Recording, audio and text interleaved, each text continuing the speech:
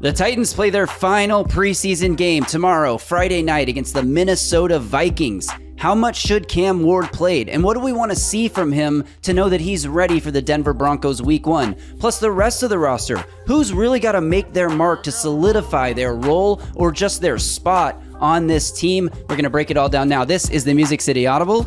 Let's get to it. Oh, welcome everyone to another episode of the Music City Audible podcast presented by Sinkers Beverages, the premier wine, spirits, and beer store in East Nashville. In partnership with 440 Sports, I'm Justin Graver. With me, as always, Justin Melo. Justin, how's it going? One last preseason game to get through before we are talking about real football. Week 1, it's not that far away. How you doing? I'm doing well. Thanks for asking. The preseason finale, Friday night against the Minnesota Vikings, as you said. Last chance for roster bubble players to make an impression. They've got 90 right now-ish. Got to get down to 53 by Tuesday afternoon. Brian Callahan said the starters are going to play. Of course, didn't go into a lot of detail, but that does indicate that Cam Ward will be under center. We'll be back Saturday morning to talk about what actually happened. But for now, let's preview what we hope to see happen. Exactly. And that starts with, as always, I mean, I feel like such a cliche. We're starting with Cam Ward again. Can you believe it? Obviously, though, he is the most important piece of the Titans roster for this season, and he's the guy that we're all, as Titans fans, like he's the reason we're excited to watch this team play 2025 football after we watch them in 2024. It's because of Cam Ward. So how much is Cam Ward going to play? How much should he play? How much is it? When do we start reaching a level of play that's irresponsible to play him that much? I think we might see him. I think the plan, Justin, is going to be the same. It's going to be go out there for a couple of drives. If both of those drives are like 3 and outs or 4 or 5 and then a punt, then you might get a third drive to go try and get a touchdown. They talked to Brian Callahan about this, or no, I think they talked to Nick Holtz about this on Wednesday about like how important is it for you guys to go get a touchdown in this game? And Nick Holtz is like, oh, well, you know, we've had some penalties that derailed a drive. We've had some other mistakes, drops that derailed drives. So like, you know, we're scoring drives in practice. We feel pretty good about this. I think something that's important for all of us to understand is that they don't necessarily care what happens in these preseason games as like an indicator that we're ready for the season. Like they go out on the field almost every day. They've been doing joint practices. They practice against themselves. Like what they see in practice and what consistently shows up over the course of numerous practices matters way more to the coaching staff and to the players than like 2 drives of a preseason game against backups where there's no game planning, right? So I think we like weigh a little too heavily how ready they are based on what they're doing in the game when we can all see them, when the lights are brightest, versus like what's happening in practice matters just as much to them. Obviously, it doesn't matter at the end of the day because Sundays, like you got to win on Sundays, but I'm not like stressing if the Titans offense doesn't score a touchdown in this preseason game on 2 or 3 opportunities to do so. So I don't know if you feel differently than that, but I think if Cam Ward plays 3 series and they don't score, I don't need to see him for a 4th series. Like just let him go through the motions of the game, like the pregame routine, getting out on the field for a couple of drives and then protect him for week 1 against Denver. I'll say this, I'll be a little surprised if he even gets a 3rd drive. Like, he played 2 drives in the first preseason game. The second one, the first 2 drives didn't go well. They had a drop, they had a penalty, yada, yada. He goes back out there for the 3rd drive. I get the impression Brian Callahan didn't really want him out there for drive number 3, right? Because then he tried talking him into giving him a 4th drive, and Brian Callahan said, absolutely not. So the vibe that I'm getting is 2 drives, this being the last preseason game, of course, you know, before week 1. I'll go out on a limb and say, even if they don't look great during the first 2 drives, I'd be a little surprised if he gets a 3rd. I think Brian Callahan's going to err on the side of caution a bit more here and say, hey, we're definitely not getting 4 drives. Ideally, we don't even give you 3. I'd like to see them move the ball a bit. Hopefully it's not 2 3 and outs or a penalty. Maybe, you know, Ward can be convincing at that point, but if I was a betting man, and I'm not really, I feel pretty strongly about 2 drives for Cam Ward in this preseason game. I kind of agree with you. I think last week was more of everything you just said. I don't need to say it again. You just said it. Like I'm with you. I think the only way we see 3 drives is if the first 2 drives are like number one, like really sloppy. Like we get a false start and we get a holding penalty and we like have a negative play and a sack or something like really, really bad where it's like, okay, erase that from your minds. That didn't even happen. Go do another try. Or they just go like 2 really quick 3-and-outs where it feels like they had something and they just missed it. Like the pass is a little off target. There's the connection's off or somebody drops a pass or something like. Then I could see them getting a third drive if there's literally only 6 snaps that they've played as a first team offense. 3 of them are runs, right?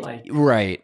But I think 2 drives make sense. I would love to see them go score a touchdown. I said this last week's preview that I want to see Cam Ward throw a preseason touchdown pass. I would love a slow motion highlight of Cam Ward throwing a touchdown to put in a video I'm working on. Like I would love to see that, but I don't need to see that. And I'm not panicking if we don't see that. I would be surprised if Calvin Ridley played, considering that he didn't practice 2 days this week, didn't play in the last game.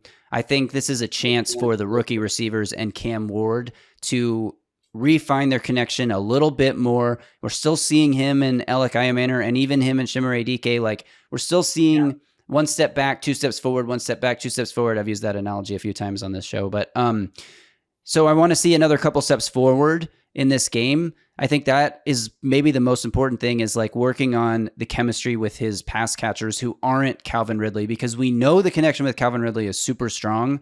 So let's see him connect a couple times with these other guys. I don't need Van Jefferson to play in this game. I don't need Tyler Lockett to play in this game. You know what would be a great starting trio for this game, Justin? Iomanner, DK, and Xavier Restrepo. And I don't expect that to happen. But wouldn't it be at least like, if you're not going to put Restrepo on this team, if you're the Titans brass and you kind of already know where you're headed and that Restrepo's hopefully a practice squad target, can you just give him and Cam like one last run? Like the last dance, your last chance to go catch a pass from Cam Ward before we put you on the practice squad, and maybe you get a chance in the season if somebody gets hurt. Like, can they just run a couple plays together just so they have that, like, for their own personal selves, you know?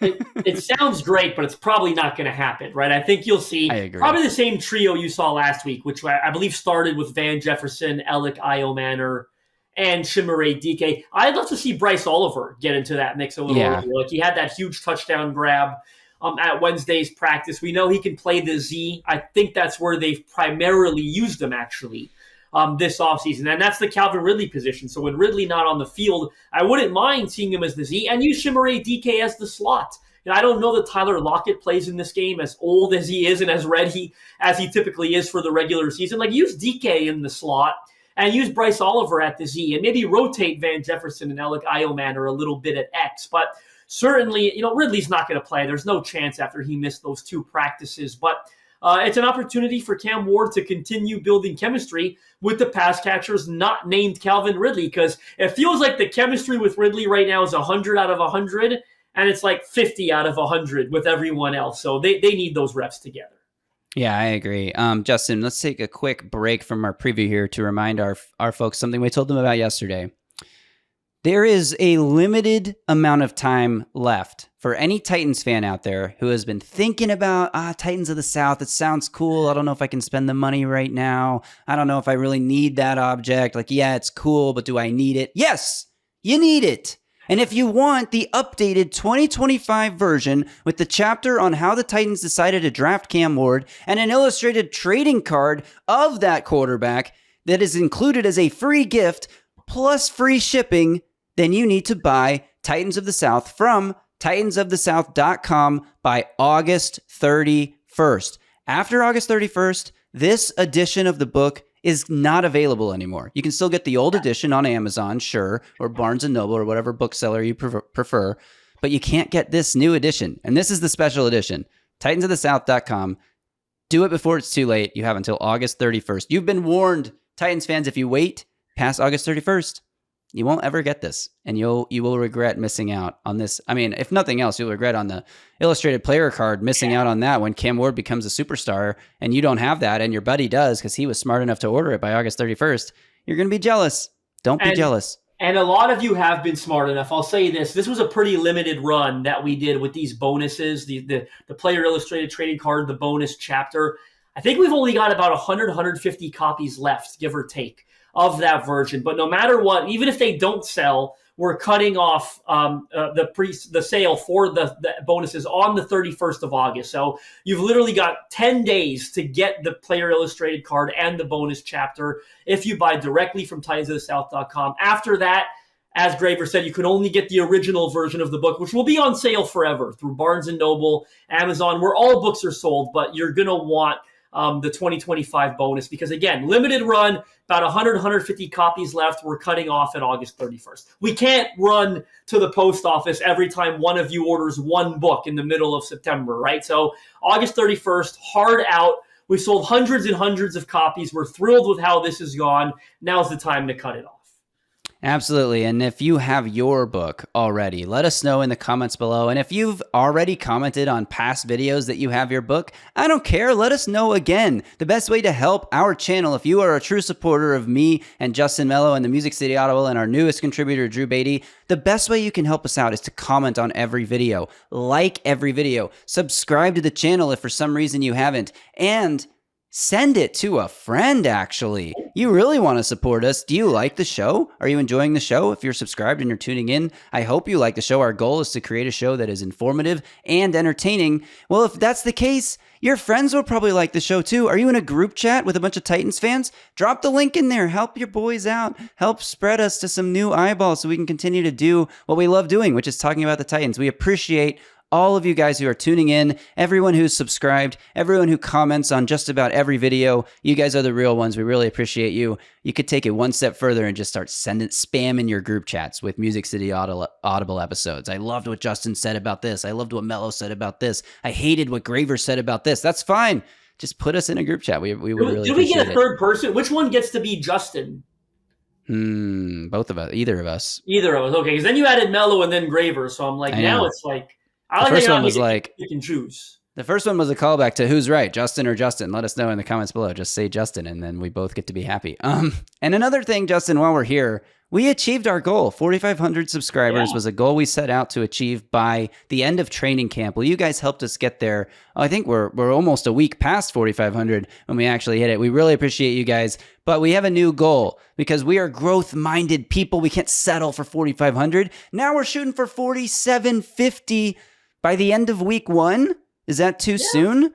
Not if you guys hit that button. Mash it. Mash the subscribe button. We need you guys. We appreciate you guys. And that is the break here. One last thing. Sinkers Beverages. Join the in crowd. Also helps the channel. Sinkers Beverages supports us, and you can support us by supporting them. SinkersBeverages.com. In crowd members get access to allocated wines and spirits, exclusive events, early access to barrel releases, and so much more. Check out the Sinkers in crowd.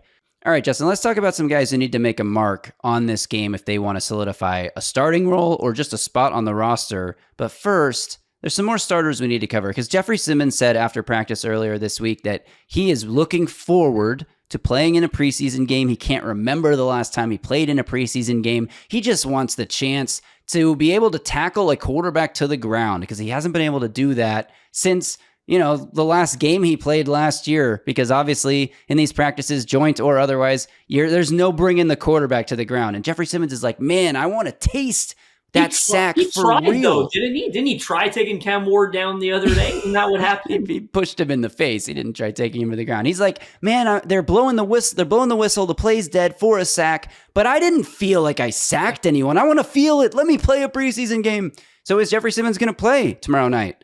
Well, Denard Wilson was asked this before Wednesday's practice, and he sort of said, "Oh, that's a Brian Callahan question. I don't know the answer." He didn't say, "Yep, Jeff's gonna play. We've talked about it. That's the plan. We want to get him a few reps. He wants to be out there." Like, it made me wonder if Jeffrey Simmons is actually gonna play in this game. This team is so high on Jeffrey Simmons in general. Like, Brian Callahan loves him. Denard Wilson loves him. I wouldn't be surprised if he didn't play. To be honest with you, like, yeah, he could ask for it all he wants. If he does, it's one drive, which the Titans hope is like 3 plays, maybe 4 or 5, right? Like, I don't see Jeffrey Simmons playing much in this game, if at all. The only thing that would shock me is if Jeffrey Simmons plays 2 defensive series. Like, 1 or 0, that's my expectation going into it. But I'll say this. I like that Brian Callahan plans on playing the starters in this game, or the majority of starters in this game, because again, Jeffrey Simmons, Calvin Ridley, a couple of those guys who may probably not going to play. But I agree with his decision to play the starters. He said before Wednesday's practice that they would play. Of course, he left that very open-ended, open to interpretation in regards to how much and who. But the fact that they're going to play, guys like Amani Hooker are definitely going to play, I think. Arden Key, Femi Oladejo, Draymond Jones, the linebackers, Cody Barton, probably Roger McCreary, Xavier Woods. Like a lot of these, the first unit offensive line, a little bit of Tony Pollard. Like these guys are going to play tomorrow night. Yeah, I totally agree, and I'm with you 100%. I don't know how many of the starting offensive linemen. I think Kevin Zeitler might play. He might sit this one out. Lloyd Cushenberry is definitely not going to play yet. Obviously, Calvin Ridley. I don't think Tyler Lockett. So you're missing some starters on offense, but you're also going to have a lot of starters out there, and especially on defense, I think you're going to have a ton of starters out there.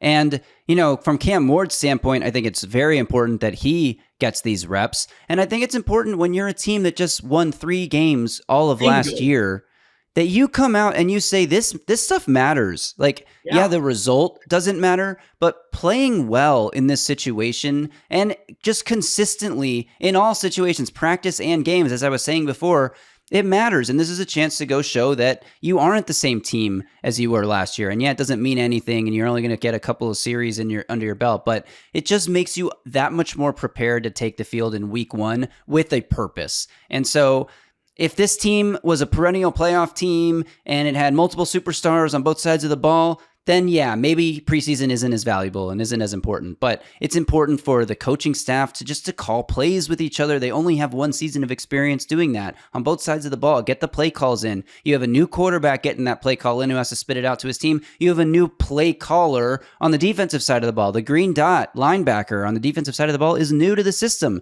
All the reps in-game situation, getting the play call in the helmet, spitting it out, like all that stuff matters. And I think that it's important for them to play. Obviously, we don't want them to play too much, but if you're going to just sit everybody out of an abundance of caution, it's like, look, how many games are you really even going to win anyway? Like, you really need to worry about an abundance of caution. Obviously, that's not the mindset, but these guys could get hurt at any point in the season. Every time they take the field is a risk of injury. Are you going to be cautious in week 1 and week 2? No, you're going to put your guys on the field and hope they go win you a game. And so I'm with you. I think this is the right move, and it's more fun for us. I don't want to turn on a preseason game tomorrow night, get on here on Saturday and recap with you the fourth string players. Like, we're talking about people who matter, and the more of them that play, the more fun we get to have covering the game. Yeah, I'm with you in the sense that they need the reps. You won 3 football games last year. Everyone's feeling the pressure of that, so they need to play. Now, I'm not going to sit here and tell you, like, Calvin Ridley's not going to play. He shouldn't. Tyler Lockett, doesn't need to play. He probably shouldn't. Kevin Zeitler doesn't need to play. He probably shouldn't. Obviously, Lloyd Cushenberry is not going to play. L'Jarius Sneed, obviously not going to play. Tavondre Sweat, not going to play. Kevin Winston, not going to play, right? Like, a bunch of important pieces are not going to play. But a lot of them are, again, first-string O-line, Cam Ward, and I think majority of the defense, right, of the guys that are healthy, that's the unit we're most concerned about. That's the unit we expect to see a bunch of movement next week when they cut down the roster, especially through waiver claims where the depth on that defense is really bad at certain positions. So you'll see a lot of defenders out there. I bet Quandre Diggs plays and makes his debut. They've been ramping up his participation in practice. We probably see him for the first time. We'll see Amani Hooker. We'll see Xavier Woods. We'll probably see Roger McCreary, certainly Jarvis Brownlee Jr. So a lot of important players are going to play a series or 2 in this game. Side note on Quandre Diggs, since you brought him up, did you see what Cam Ward said yesterday? They asked, like, what's it like having Quandre Diggs, your cousin, around the team? And his immediate response was, well, he's just getting into it. He hasn't played a lot of team period stuff, so I haven't really seen him do anything yet. Like, honestly, he hasn't impressed me. He's got to do more to impress me. It's like... And then, did you see Jeffrey Simmons' Instagram post? It was ridiculous. It was so funny.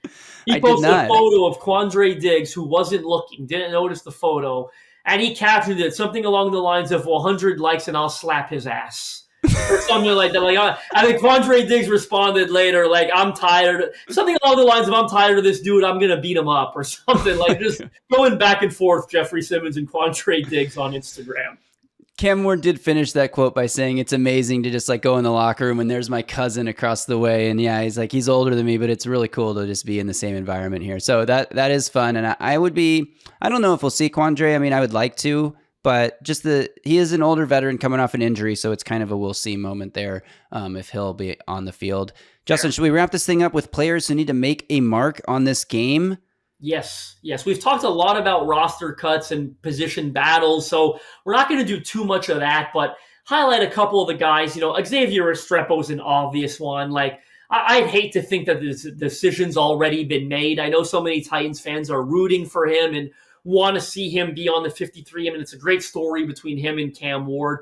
I hope he gets to play early and often and certainly has to make a mark to maybe make them rethink the way that decision is trending, because he's only played in the second half of preseason games. He's working way down the pecking order, getting into the game at the same time, essentially, as like Mason Kinsey and Jaquan Jackson, two guys who we think is like a foregone conclusion are going to be cut. So Xavier Restrepo is the first obvious one that comes to mind for me. I'll let you comment, but I'll throw in, we talked about the rookie receivers, but I just want to see them in terms of making a mark. Like, if they're going to earn playing time early in the regular season, they've got to get on the same page with Cam Ward, and that's obviously been inconsistent for both Alec Iomanner and Chimere Dike. They both dropped passes at Wednesday's practice, and they had moments in the preseason game, the second one, where I thought they could have done better. So, that's an example of guys who are locks to make the roster that we'd still like to see make an impact on Friday evening.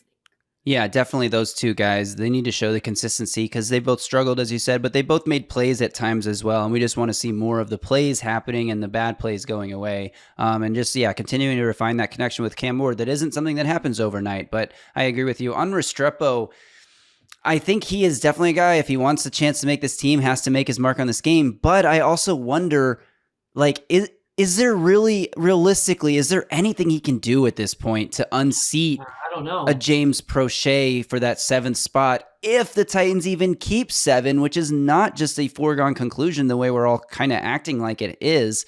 I think James Prochet is another guy who has to go show that this team needs to keep 7 receivers, and I need to be the 7th guy you keep by showing up on special teams the same way he has been, by making some plays when he gets the opportunity to do so with Brandon Allen or whoever he gets to play with, which he has done to this point, but the consistency matters. And so I think he's another guy that just he needs to go one more time, put a stamp on this and say, yeah, you do need to keep 7 receivers, and I'm the 7th receiver you need to keep.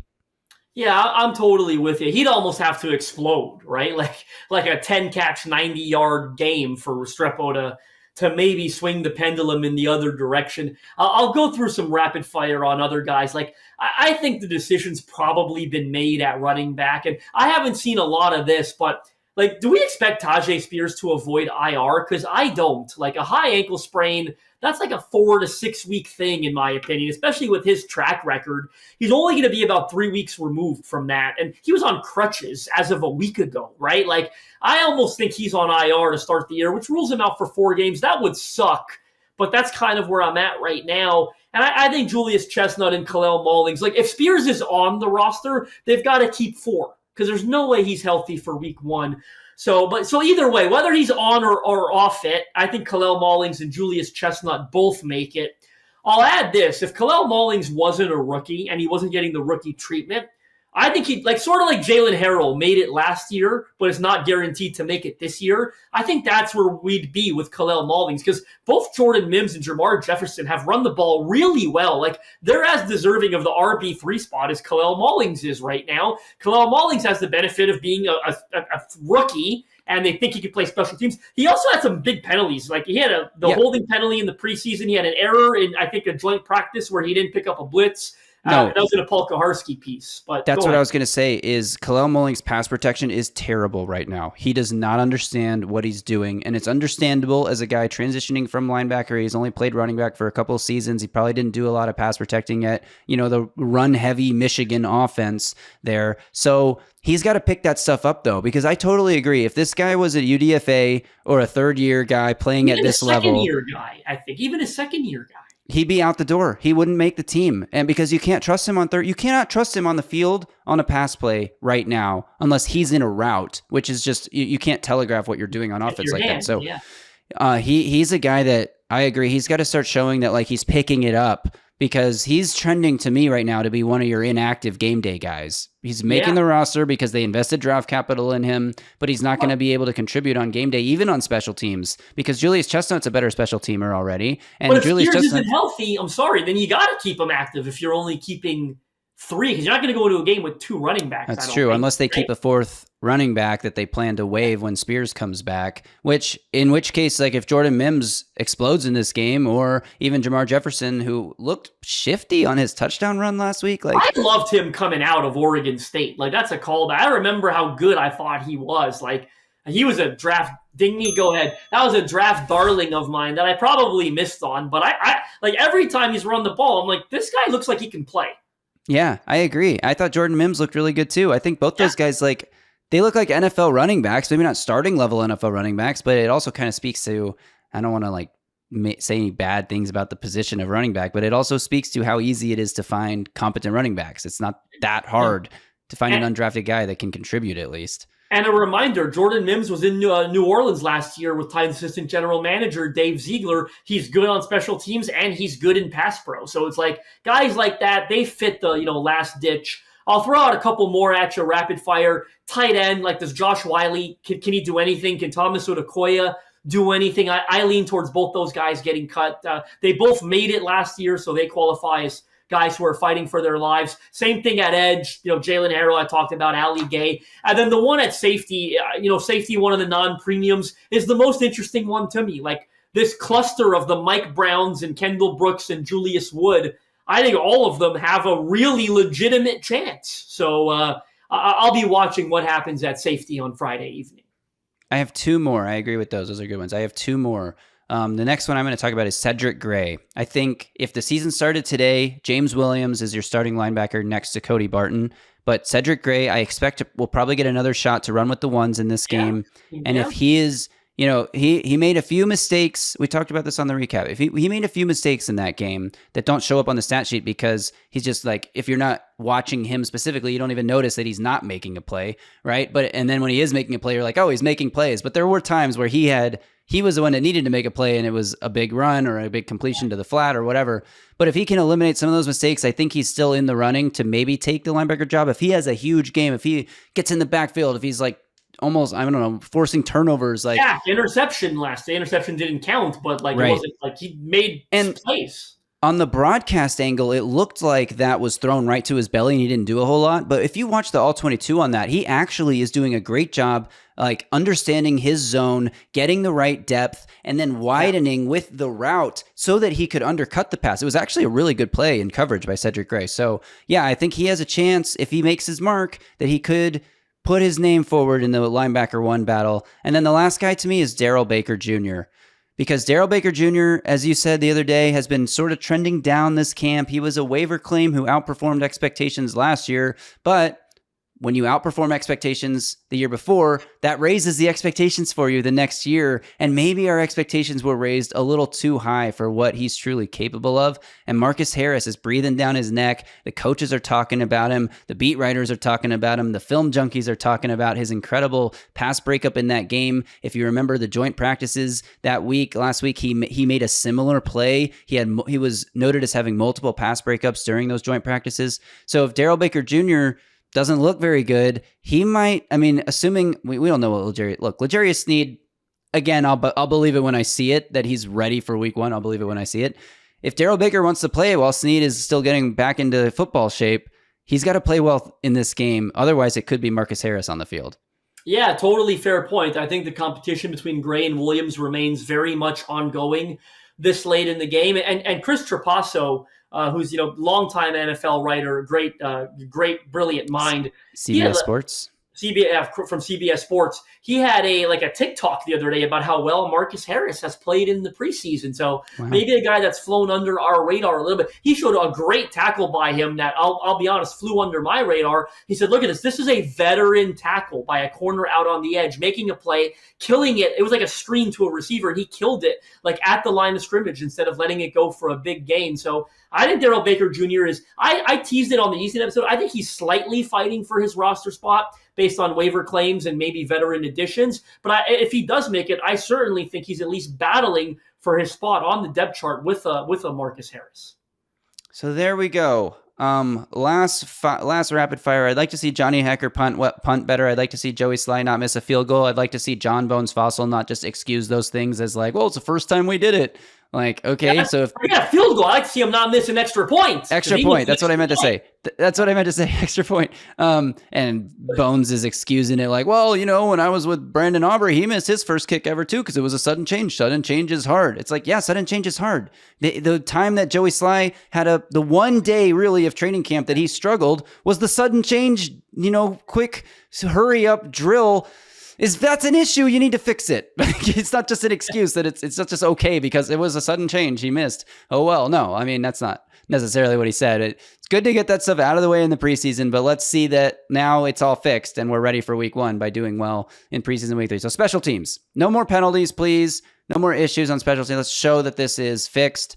JC Latham, no holdings, no false starts, please. Like, let's Probably, be. Is he going to play? I don't know if he's going to play. I mean, he's had that hip tightness, so we'll see. That's fair. He might not play, but let's just see a clean game. I think like a cleaner game than we've seen because there's still little tiny signs that we're trying to like suppress and like not let them take over our mind that like show that this team might be just as bad as they were last year. There's a lot of signs to think otherwise. Yeah. But if you like look for signs that this team's going to be bad again, you could probably find them. I'd like to see them eliminate those signs in this game. That's the last I will say about this game. Anything else, Justin? No, that does it. You and I will be back Saturday morning to recap this game. We're either going to watch it really late Friday night or really, really early Saturday morning so we could drop the recap episode to you guys as soon as possible. And then we'll be back after that on Monday, I believe, to deliver our final 53-man roster projection. And then the plan as of now is to go live to react to the 53. Now, I got a lot of writing to do Tuesday over at Titan Size regarding the 53, so maybe I'll be in and out or you'll see me working on something. I don't know exactly, but the plan as of now is to go live Tuesday with the 53-man roster projection. And then from there, we'll see. I mean, Wednesday, maybe after waiver claims, maybe we'll do something to talk about that. We'll talk about the practice squad when that comes out. We got a lot of content coming your way, both this weekend and early next week as the Titans conclude the preseason and get ready to submit their initial 53 and then tear it up because they're going to make 35 waiver claims apparently. So we'll have you covered on all bases.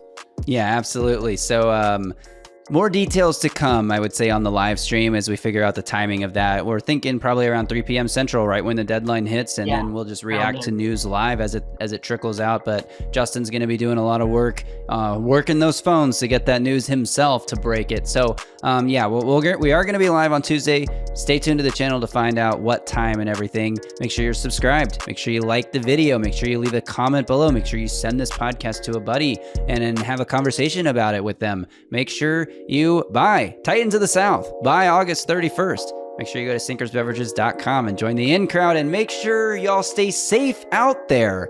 Until next time, tighten up.